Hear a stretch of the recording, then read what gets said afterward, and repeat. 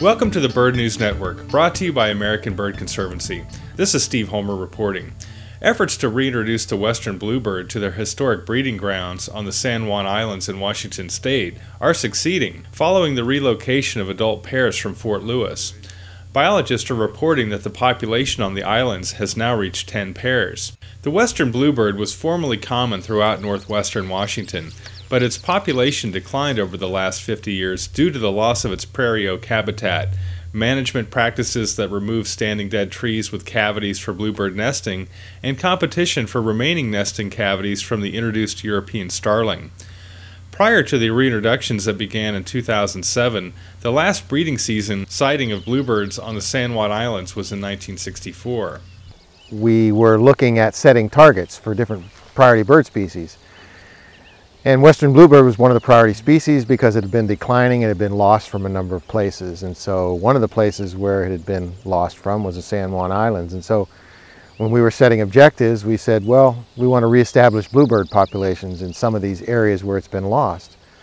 And that's really what kind of got it going. I sort of look at it as one of those important legacies because it's dealing with a bird conservation issue where you have lost a species from somewhere, and what we're trying to do is to bring that species back. Bringing back the western bluebird is modeled after a successful eastern bluebird reintroduction program in Everglades National Park.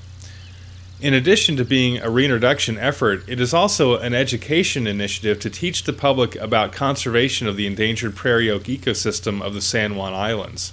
The local community is rallying around the initiative by donating materials and time, providing access to their properties to host aviaries and install nest boxes, and volunteering time to help monitor the birds.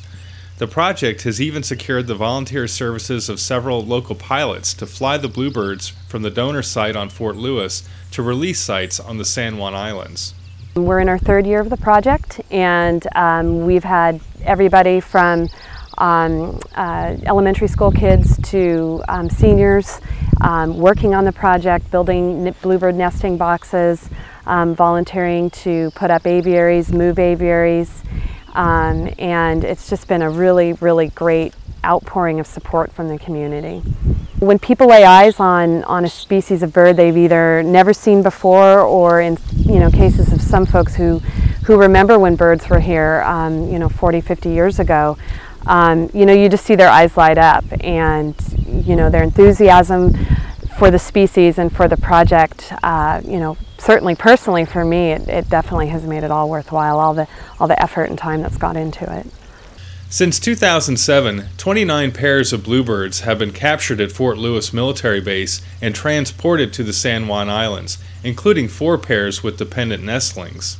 Once there, all of the birds are housed in aviaries on private lands for 2 to 3 weeks to get acclimated before being released.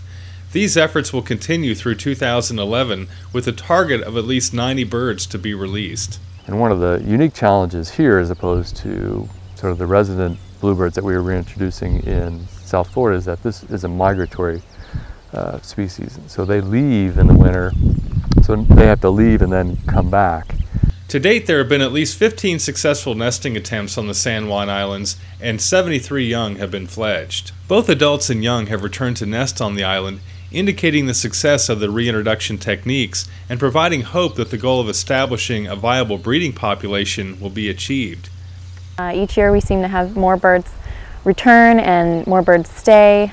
We do have a few that have disappeared on the island, but we believe they're still somewhere residing in some private property that we haven't found yet. But overall they're doing well. We had 7 fledglings that all survived in one nest recently, and that's pretty unique, so that was a good sign.